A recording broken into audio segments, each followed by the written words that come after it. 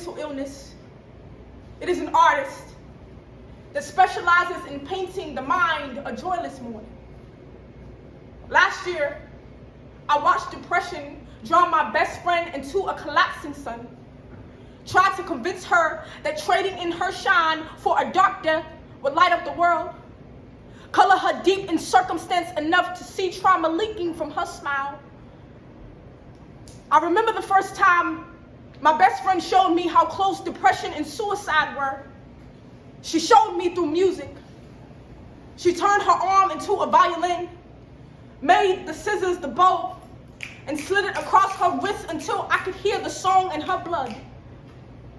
Eventually, I was able to take the scissors, and I sat down beside her, silent, with tears whispering why and worry, feeling as helpless as she asked me to be.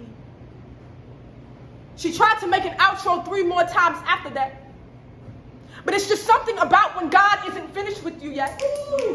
It's just something about when God blesses you with a person who loves you enough to run into death's mouth and snatch you out before it swallows you. It's something about when God blesses you with a community constantly concerned with lifting you up, because sometimes it takes a village to raise an adult. Something about when God meets you in your dark and loves you into wanting to turn the light on. Something about when God turns your mind around and shows you what you really look like. A beautiful testimony.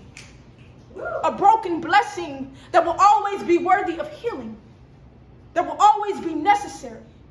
That will always be stronger than any depression or mental war that tries to make you forget how sweet the sound of your life is. And let it be a sweet, sweet sound in your